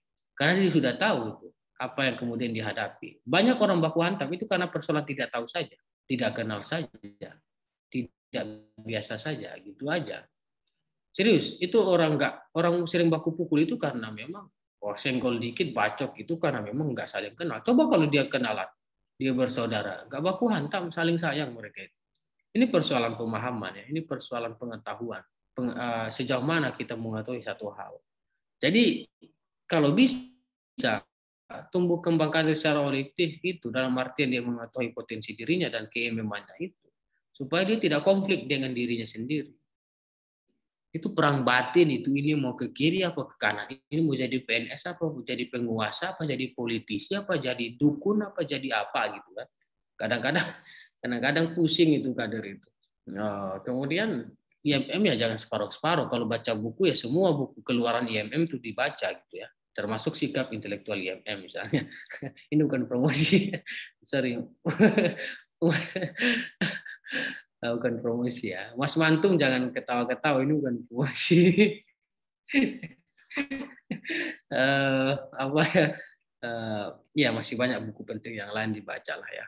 Ya oke. Ini jadi saya mendesain ini untuk bagaimana mempersiapkan IMM di era VUCA dan era BENI. Saya menemukan konteksnya kemudian bagaimana persiapan calon pimpinan dan instruktur. Tujuan IMM secara kelembagaan itu menyiapkan pimpinan dan instruktur, itu saja kepentingannya. Kepentingan IMM di luar kepentingan menyiapkan teman-teman jadi pimpinan dan instruktur, titik. Itu. Nah, nanti pimpinan instruktur ini didistribusikan segala macam, kayak pejabat lembaga intra, kayak IMM sendiri, kayak mana-mana dan seterusnya. Gitu. Banyak sekali job kalau teman-teman jadi pimpinan dan instruktur. Percayalah, banyak sekali jaringan. Saya udah menikmati jaringan IMM setelah jadi pimpinan instruktur. Jadi itulah. Jadi kalau mau cari jaringan, jadilah pimpinan dan instruktur. Nah, bagaimana instruktur dan pimpinan ini bisa komitmen? Kata kuncinya dua, adalah komitmen dan konsisten. Jadi malam ini teman-teman yang ikuti diskusi ini ada 29 orang termasuk saya. Itu bagaimana 10 tahun lagi itu masih kalau diajak bicara IMM itu masih connect. Minimal iya, oke, datang aja gitu kalau diajak ngopi gitu kan. Nah, jangan sampai sudah nggak konsisten ke IMM kita, karena ingat IMM kita itu terutama 2020-2021 ya. Saya sampaikan ke adik-adik semua, nah, teman-teman semua, IMM itu sampai mati serius, sampai masuk ke liang lahat IMM. Nah, komitmen itu juga dijaga. Kalau sudah ikrar menjadi imawati, saya IMM dan saya bangga, itu harus berkomitmen ya, bagaimana memperdalam keimiman kita. Nah, selanjutnya adalah kita perlu ada asesmen, perlu ada pendataan. Itu adalah lokomotif utama. Jadi adik-adikku 2021 dan 2019 juga ya.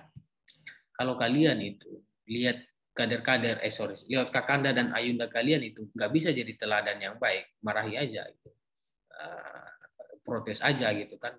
WA saja personal, jangan marah-marah di grup terus keluar grup, live grup jangan. Chat personal aja gitu. Mas Umam kok begini, Kanda Umum kok begini, ya kira-kira begitu. Kalau menyalahi konstitusi tadi itu, konstitusi 8 tadi, ya, pasal 8 tadi itu, chat aja gitu kan. Ya, Mas Budi kok begini gitu kan, chat aja gitu kan. Karena mereka ini, Mas Umam dan Mas Budi minimal, itu adalah utama. Mereka adalah pimpinan dan instruktur. Itu kalau tidak bergerak, maka gerbong juga nggak bergerak itu kan. Lokomotif itu kayak kereta itu kan. Nah ini harus sumber dayanya harus tumbuh kembang, kemudian sistem kurikulum dan pengajaran itu juga harus rapi. Bagaimana kompetensi, pendekatan, ya itu harus berbagai macam jalan yang harus dilalui gitu ya. Ada inovasi program dan segala macam. Kemudian kader IMM, aduh kok ini IMM Malang Raya? Iya konteksnya IMM Malang Raya kemarin.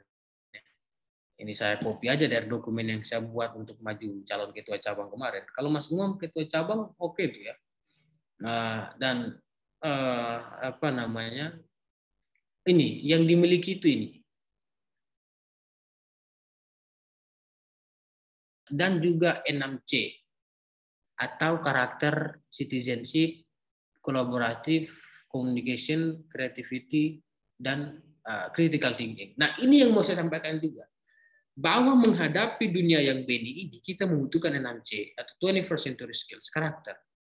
Pertama itu yang bilang karakter. Teman-teman itu biasa lihat 4C ya, kayak Pak Muhajir kan juga bicara sering sekali bicara soal 4C. Tapi Stephen Grabmaier, si Michael Fulan di Toronto, Kanada, sama si Geoff Scott di Australia. Newcastle kalau nggak salah, kampusnya si Geoff Scott. Itu bicara soal 6C. Karena 4C nggak cukup. 4C itu kan kemarin berhenti di critical thinking, creativity, communication dan collaboration itu biasa. Yang dibutuhkan juga oleh dunia hari ini itu adalah karakter dan citizenship, kewarganegaraan. Itu penting sekali. Di satu sisi kita sudah borderless nation ya, kita sudah borderless society, itu manusia tanpa batas, negara tanpa batas, garis-garis hari ini. Bayangkan ya, kita itu mau mengakui atau tidak, Dava, Zalfa, dan teman-teman semua.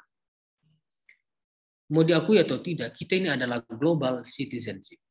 Kita ini adalah warga dunia, bukan lagi warga negara Indonesia saja. Kita adalah warga dunia. Oleh karena itu persoalan-persoalan dunia seputar pandemi, climate change, terrorism, human slavery, dan segala macam itu harus jadi perhatian kita juga. Kita harus juga mampu bersumbangsi untuk menyelesaikan persoalan climate change, terorisme, dan segala macam. Jangan memperkeruh suasana gitu dengan menjadi teroris-teroris baru, menjadi perusak-perusak alam baru, menjadi pandemi, penebar-penebar virus varian baru. Gitu. Jangan. Kita harus apa kontribusi kita untuk menyelesaikan persoalan ini? Persoalan-persoalan juga partisipasi. Karena apa yang dirasakan oleh climate change di Brasil, di Amerika, di Australia hari ini, dirasakan juga oleh warga Indonesia. Serius, kita ini persaudaraan global sekarang. Kita jadi warga dunia. Bisa dan tidak bisa kita bahasa Inggris, kita adalah warga global. Saya bilang begitu. Karena apa? Coba cek follower Instagram teman-teman. Atau following Instagram teman-teman. Itu pasti ada orang luar negeri. Atau lembaga-lembaga luar negeri. Dan kalau mereka ngadain live di Instagram, teman-teman ikut. Coba cek subscriber teman-teman di YouTube. Itu pasti ada channel-channel luar negeri atau artis Korea lah minimal. Bagaimana bisa terkoneksi satu sama lain kalau kita bukan warga global? Itu. Dan yang kedua ada karakter yang semakin hilang, semakin pudar ini. Memang persoalan karakter ini debatable ya. Apakah benar-benar kita punya karakter apa tidak, itu kan satu diskusi yang lain. Tapi minimal adalah bagaimana kita punya jati diri. Kita punya ciri yang kemudian itu bernilai. Jangan ciri-ciri kita itu pemabuk. Itu tukang bikin rusuh, janganlah. Ciri-ciri kita itu ya ini, intelektualis, humanis, religius gitu. Nah itu ciri-ciri kita. Karakter kita itu. Nah kemudian kita harus mampu kolaborasi karena kita tidak bisa, kita jago di satu bidang, tapi kalau kita tidak mampu berkolaborasi dengan orang-orang pada bidang dan keahlian yang lain, we are nothing sesungguhnya. Kita tidak bisa apa-apa. Anda mau jago, ahli desain misalnya, ahli video maker, tapi Anda tidak bisa kolaborasi dengan orang-orang lain. Tidak bisa Anda cari talent untuk acting. Tidak bisa Anda cari orang untuk promosi, subscriber, like, comment, dan seterusnya. Penting kita kolaborasi satu sama lain. Kemudian adalah bagaimana komunikasi. Penting ini, teman-teman, alat komunikasi sudah canggih, tapi kita kadang itu terbata-bata untuk bisa buka komunikasi dengan orang baru. Salah-salah komunikasi banyak sekali, salah ekspresi itu luar biasa. Penggunaan caption dan ya caption, terus apa lagi, stiker, apa lagi ya, icon itu kan merepotkan itu. Ini icon nangis apa icon ketawa ini? Ini stiker ini ngejek apa stiker ajak bercanda gitu kan? Ini karena persoalan komunikasi yang harus terus kita pelajari dunia ini. Nah, ini persoalan-persoalan yang kemudian harus kita kuasai. Bagaimana belajar terus adaptasi komunikasi kita supaya lebih baik gitu. Iya, terus kreativitas. Hari ini teman-teman, kalau tidak punya satu kreativitas selamat tinggal. Orang ini hanya butuh orang yang membutuhkan orang-orang yang kreatif. Tidak punya kreativitas selamat tinggal. Ya, apapun itu harus dicari. Kalau Anda punya satu saja, itu diperdalam terus kreativitas itu. Kreativitas di bidang apapun itu, sastra, baca puisi, tulis puisi. Kreativitas dibuat di soal apa misalnya, olah-olah ya silakan. Retorika, cara bicara atau seni berbicara silakan. Kreativitas dibuat alat peraga untuk mengajar silakan. Banyak sekali. Yang kemudian adalah bagaimana kita critical thinking. Ini basic fondasi kita untuk kemudian menjelajahi alam pikiran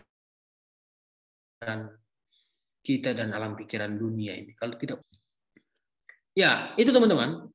Saya kira ini satu saran atau satu suntikan dari saya. Ini nanti dipelajari lah ya.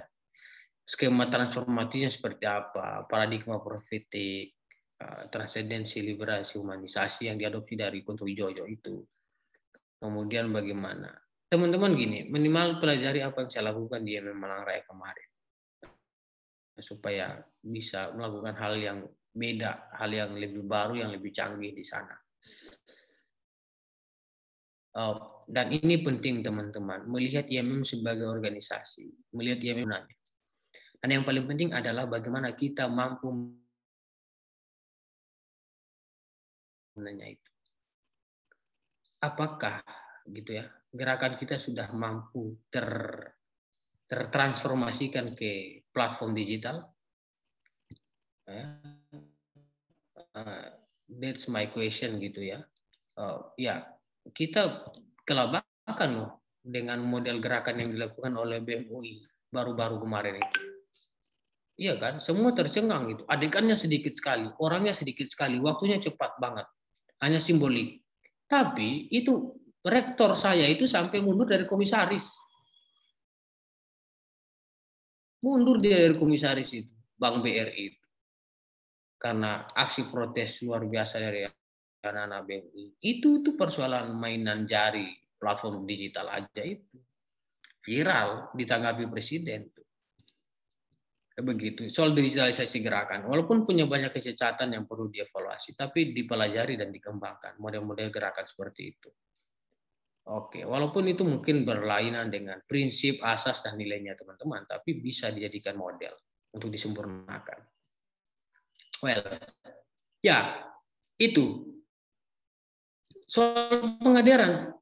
Teman-teman jangan sampai sudah capek loh, sudah bosan dengan pengadaran online. Ya, pengadaran online itu kadang-kadang menjenuhkan. Tapi kalau kita mampu mencari solusinya, kita mampu mencari trik kenyamanannya untuk bagaimana bisa bicara ideologi, bicara wawasan, bicara. Masa sih belum terbiasa sama online platform itu, digital platform atau ruang digital ini sudah 2 tahun corona gitu kan. Nah, organisasi kita juga apa teman-teman? Orang mau ukur organisasi kita bagus atau tidak itu dari Instagram, serius. Serius ini saya ngomong. Kalau feed Instagramnya kita buruk, maka orang bilang ini organisasinya kacau balau ini. Serius. Kalau nggak ada itulah bagaimana kita mampu memprofilkan diri kita di ruang digital hari ini. Soal administrasi, soal manajemen digital ya, bagaimana kita tidak gampang emosi gitu ya dengan apa-apa yang ada di ruang-ruang digital gitu. Oke. Ini yang kemudian yang saya sampaikan. 3 hal ini harus ada bentuk digital platformnya ya.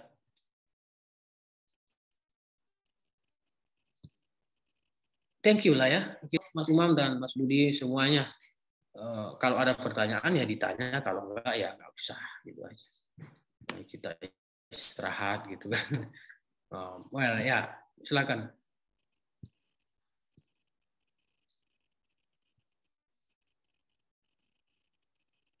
Oke. Silakan, ada yang mau tanya?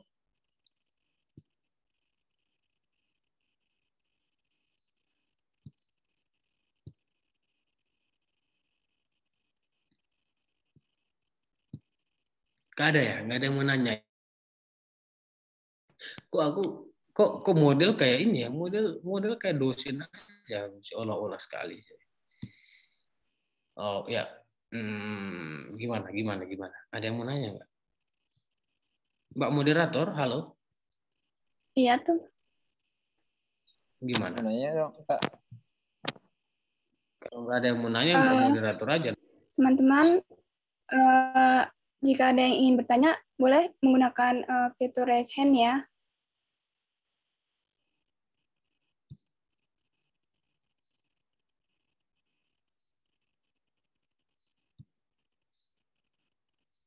Iya, Dedi, silakan. Kak, izin bertanya, Kak.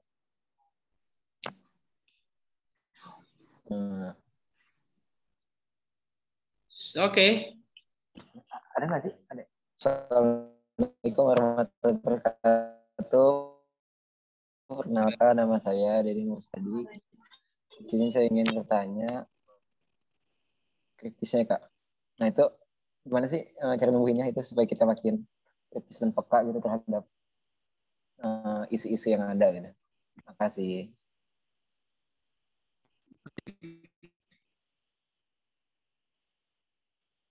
Makin kritis.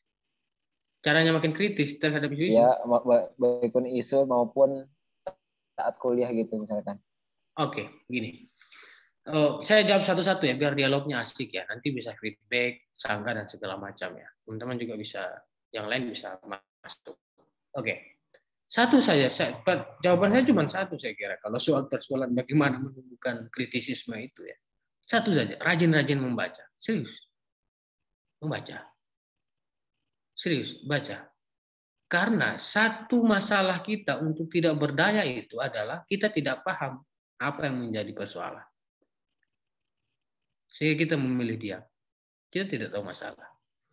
Bagaimana kita tahu? Itu membaca, serius. Baca berita, di koran, ya kalau teman-teman langganan di media-media mainstream kredibel itu kayak Kumparan Plus, kayak Detikcom, kayak Kompas, itu Jawa Pos itu kan harus bayar tuh. Kalau biasalah langganan gitu kan. Minimal ya baca juga ya itu Mas Umam promosi lagi itu ya. Jangan kalian bacalah chatnya Mas Umam ya.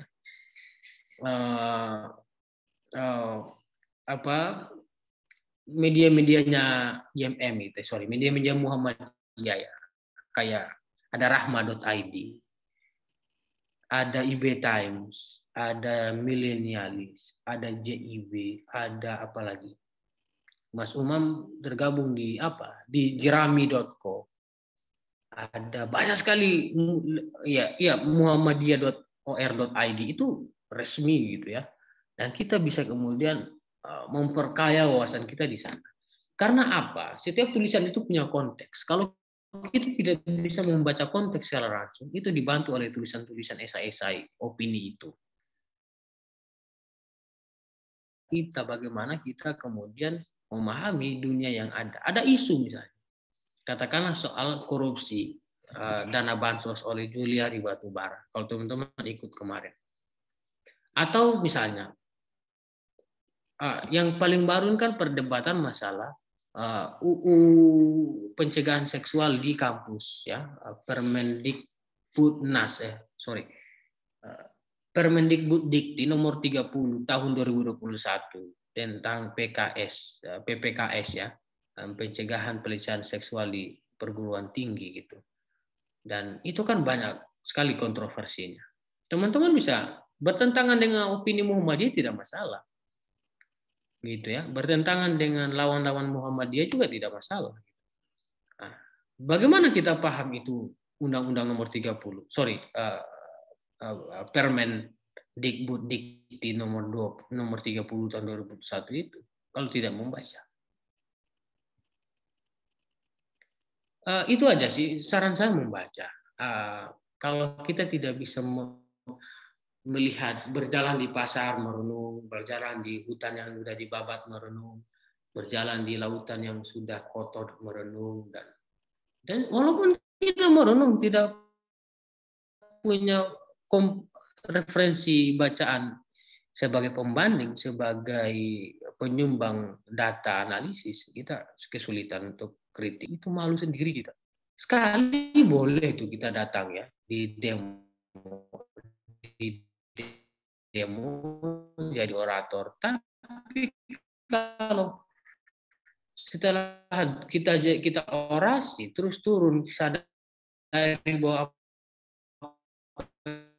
kita ngomong tadi nggak betul, nggak berisi, karena persoalan nggak tahu. Thank you ya. Kalau ada feedback bolehlah, silakan.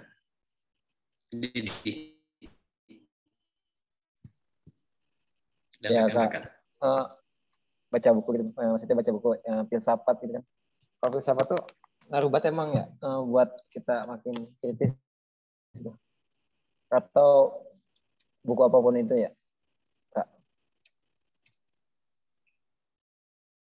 Kenapa? Kalau itu baca buku filsafat kayak Plato gitu semuanya, itu ngaruh banget ya buat gitu, kritis kita. Oh iya, bagus. Kalau filsafat. Kalau nggak bagus, aku nggak masuk S2 aku jurusan filsafat di UI. Kalau nggak bagus ya. Baca buku filsafat aja gitu. Kalau mau pendekatannya sastrawi, yang novel-novel gitu, ada dunia Ana, ada dunia Sofi gitu, ada filosofi teras misalnya, atau apa-apa ya, yang tipis-tipis itu banyak.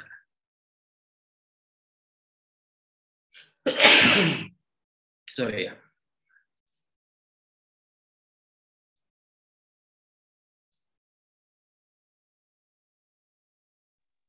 Oke Kak, makasih Kak.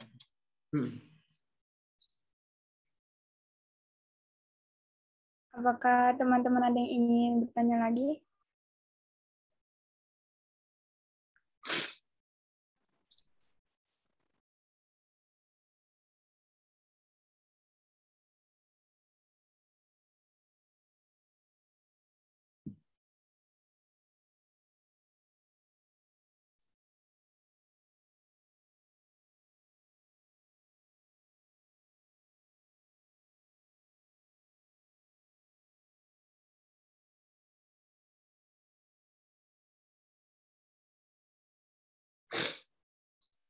Ada lagi yang mau diskusi? Kalau enggak nanya juga nggak apa-apa, bisa kasih tanggapan kan? Atau sharing-sharing apa gitu. Kak, saya izin bertanya boleh? Oh, boleh dan tidak tergantung moderator dong. Kalau moderator nggak bolehin ya nggak boleh. Ya gimana? Boleh sih Pak. Jadi begini Kak, saya mau bertanya. Bagaimana hukum memutuskan pertemanan Kak? Masya Allah. Seperti itu Kak. Nggak boleh. Itu kira-kira haram kayaknya ya. Aku nggak paham ya. Kalau aku sih nggak boleh. Kalau aku pribadi. Tapi kalau pendekatannya Islam, pendekatannya agama, bagi saya mungkin saja haram. Karena Tuhan itu bilang, kita nggak boleh memutus tali silaturahim sesama umat manusia. Nah, kira-kira gitu. Nanti dicari ya.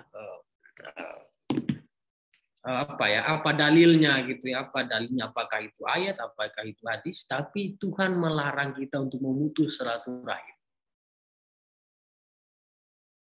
Nggak boleh. Jadi kalau marahan, bahkan dalam etika Islam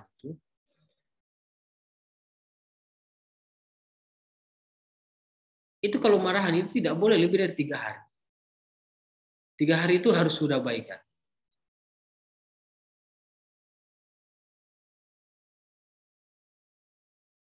Serius. Itu saking pentingnya. Bahkan itu Tuhan itu menciptakan kita itu bersuku-suku, berbangsa-bangsa ya, dengan warna, kulit, ras dan segala macam yang beda-beda. Itu untuk kita saling mengenal satu sama lain. Saya sambar searching ya. Ini ada di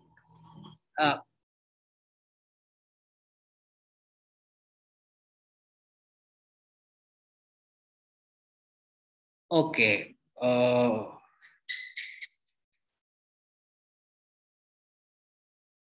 Saya tidak tahu itu dalil hukumnya haram atau apapun segala macam, tapi banyak sekali seruan-seruan kita untuk silaturahim.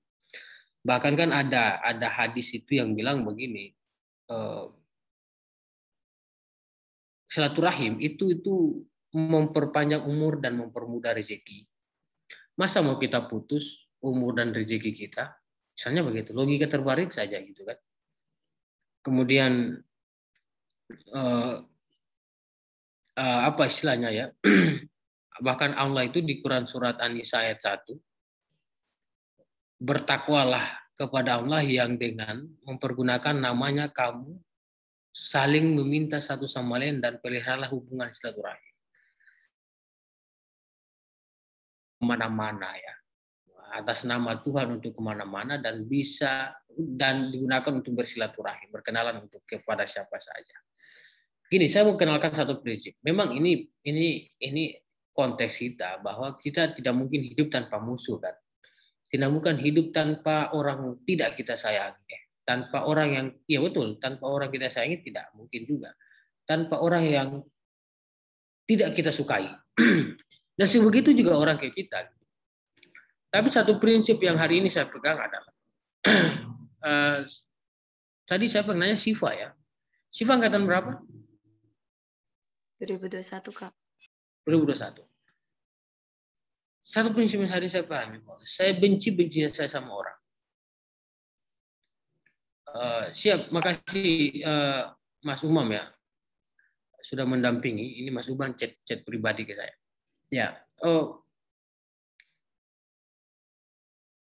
itu tidak boleh kita, bagi saya, kita tidak boleh membenci orang itu dia sebagai manusia. Maksudnya apa? Karena berpikir begini, kalau saya membenci orang sebagai manusia dia itu, apapun yang dilakukan, baik dan buruk, itu saya sudah benci, sudah nggak suka itu. Bahkan dia bilang bismillah pun sudah nggak suka itu. Maka kalau mau benci sama orang, bencilah perbuatannya, cukup di perbuatannya. Jangan berlebihan untuk kemudian menghardik, kemudian menghina orang itu sampai ke akar-akarnya gitu, jangan ya. Nah, maka kita bisa membatasi diri kita untuk kemudian tidak berlebihan dalam membenci orang. Karena orang itu punya potensi untuk berubah kalau memang dia salah. Berubah untuk karena memang misalnya dia tidak bisa, misalnya dia keliru. Gitu. Jadi penting sekali jangan sampai kemudian kita membenci orang itu sebagai manusia, tapi cukup benci perbuatannya. Ya, misalnya kalau dia mencuri, maka bencilah perbuatan mencuri itu. Jangan membenci orang yang mencuri. Sehingga kita pukul dia sampai dia mati misalnya, itu selesai. Kita masuk penjara juga. Ya, jangan bencilah ya. Benci mantanmu ya jangan kamu benci juga gitu ya. Karena mungkin dengan begitu ya, kamu bisa nanti menemukan orang yang lebih tepat misalnya kayak begitu. Ya, contoh saja intermezzo. Ya, gitu aja. Makasih. Nanti tanya ke Ustadz ya atau ke bidang tablik ya, saya nggak paham itu dalil ayatnya. Saya kalau nggak paham saya bilang nggak paham, saya nggak mengada-ngada. Jawab salah-salah mati kita. Iya. Ada lagi? Sumode, Amal mau bertanya. Oke, silakan Amal. Sebenarnya Bani itu lebih terbaru yang harus dipelajari terkait perubahan yang akan datang ya. Hari ini, pasca COVID itu, dan itu riset soal yang mulai sih, dunia pasca COVID lah bahasa sederhananya. Bukan pasca COVID, dunia setelah 2020, itu artinya 2021 dan seterusnya. Karena memang latar belakangnya Bani itu kan adalah climate change dan globalisasi kan. Globalisasi luar biasa yang dulu dulu biologi dan produk-produk barat saja misalnya.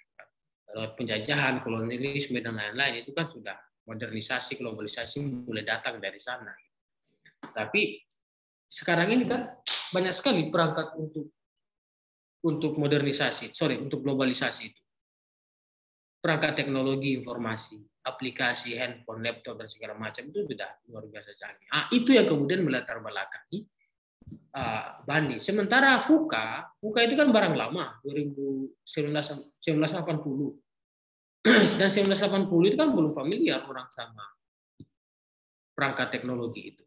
Masih jadul lah kira-kira. Kira-kira begitu.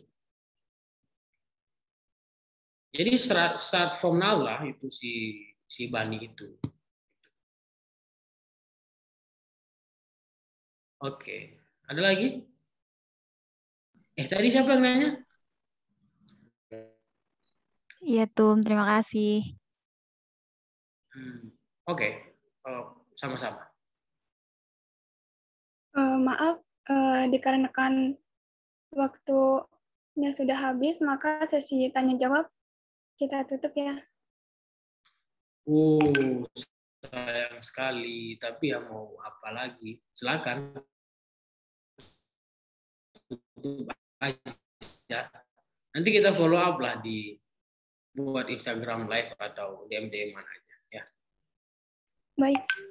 Jadi kesimpulan dari diskusi pada hari ini, VUCA yaitu sistem loncatan baru di era serba digital yang penuh dengan ketidakpastian. Nah, kunci untuk mengelola organisasi di era kini, yaitu VUCA, memerlukan intuisi yang kuat dalam diri kita untuk berorganisasi. Sekian kesimpulannya. Alhamdulillah, terima kasih pemateri pada malam ini yang telah membagikan ilmu-ilmunya untuk kita. Terima kasih juga kepada teman-teman yang telah berpartisipasi pada diskusi malam ini. Semoga ilmu yang disampaikan oleh pemateri dapat menjadi ilmu yang bermanfaat untuk kita semua. Dan diskusi pada malam ini, saya selaku dalam penyampaian. Terima kasih. Billahi fisabilil haq. Fastabiqul khairat. Wassalamualaikum warahmatullahi wabarakatuh. Waalaikumsalam warahmatullahi wabarakatuh. Terima kasih banyak, Mode. Oke, sama-sama semuanya. Terima kasih, Mode. Ya, terima kasih, Tum. Terima kasih banyak. Terima kasih, Tum. Kita foto bareng dulu kali. Terima kasih, Kak. Oke, sama-sama. Saya izin live ya. Iya, Tum. Siap, Tum. Terima kasih ini. Oke, makasih Pak Ketum ya teman-teman semua, sehat-sehat. Salam kenal. Mudah-mudahan bisa silaturahim kopdar kita. Amin. Siap. Yuk, Assalamualaikum. Waalaikumsalam. Dan saya selalu Tum Ode di sana. Terima kasih, Dom.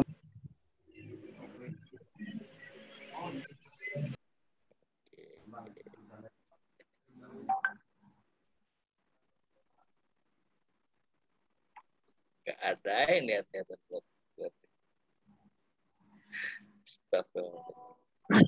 Sabar ya Bang Samhan. Sabar nih. Nyaman nggak jadi nanya? Suwe bener. Udah Sabar Samhan.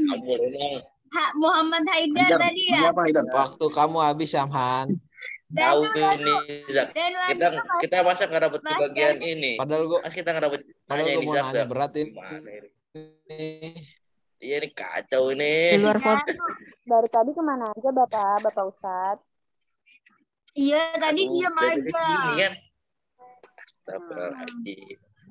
Pas udah akhir baru pada mau nanya. Baru mau mancing.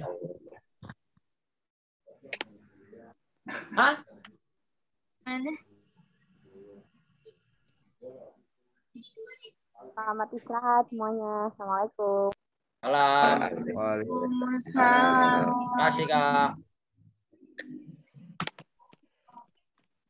Ini izin live ya guys semuanya. Oke. Siap guys. Samhan di mana ya? Lagi di Jonggol ini. Ayo main-main lah Jonggol nih. Males.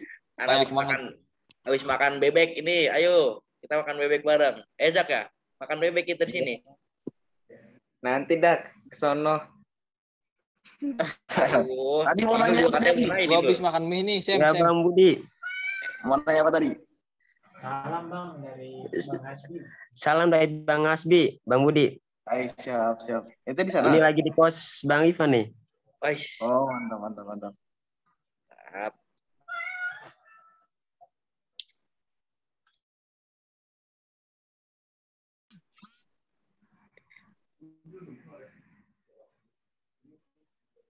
Suara si kita nih.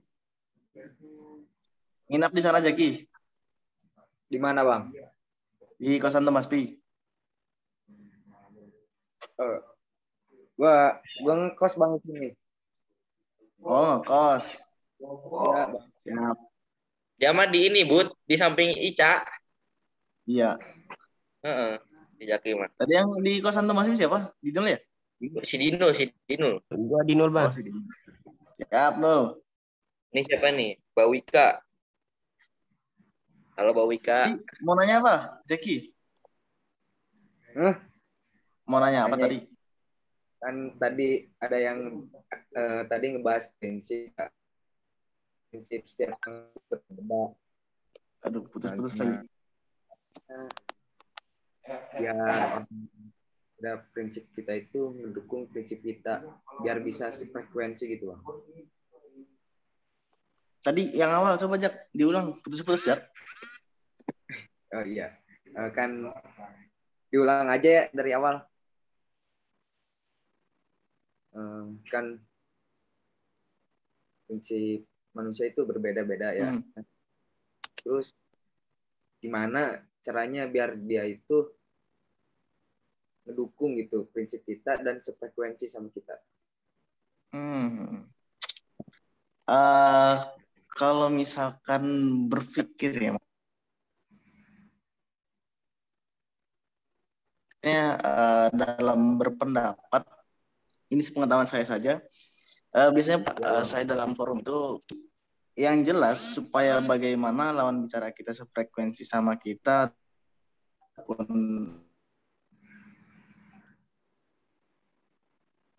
dengan kita, itu yang dimana berbicara itu harus sesuai dengan kenyataan dan realitanya. Terkadang kalau misalkan orang bicara itu dia jauh dari realitas, sehingga ketika mengungkapkan suatu pendapat pasti ada argumen-argumen lainnya, dalam pikiran ataupun pendapat, karena itu adalah hal yang patut emang benar-benar disyukuri. Karena ketika emang kita tanpa adanya kritik, tanpa adanya lawan bicara ataupun pendapat yang lainnya, itu malah justru bahaya. Kenapa bahaya? Karena kita nggak tahu, kita nggak bisa nge-cross check terkait benar dan salahnya. Ini kalau misalkan terkait benar dan salah, biasanya kalau misalkan hari ini kan manusia itu terkait benar dan salah itu kalau misalkan banyak yang mengikutinya atau banyak yang sepakat bisa dikatakan benar.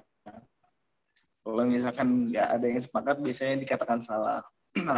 Tapi di sini akal kita atau rasio berpendapat ataupun apapun itu harus benar-benar sesuai rasio. Kadang ya saya ketika berbicara sama orang lain, jujur, jadi mau nggak mau saya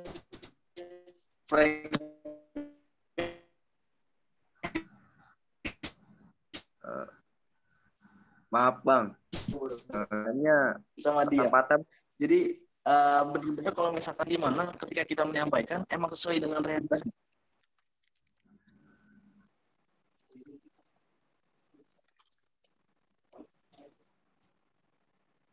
Masih putus-putus kan? Iya. CT Pak Tumudi. Iya nih, hapus gua. Jadi kurang jelas suaranya Bang. Halo. Masuk.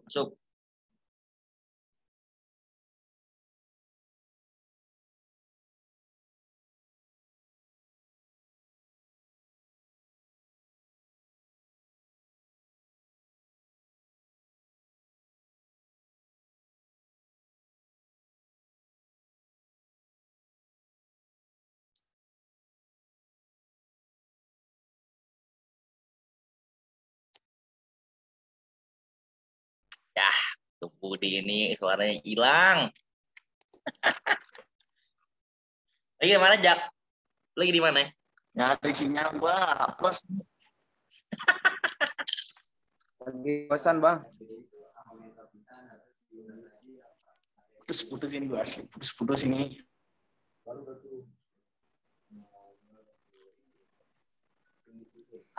Plus doang. Halo. Masuk. Halo. Masuk Pak Budi. Masuk. Ya, terkadang itu kalau misalkan kita membuat lawan bicara kita frekuensi, biasanya kita menggunakan rasio kita itu supaya benar-benar dengan kondisi seadanya yang di mana kondisi seadanya itu adalah realitasnya. Jadi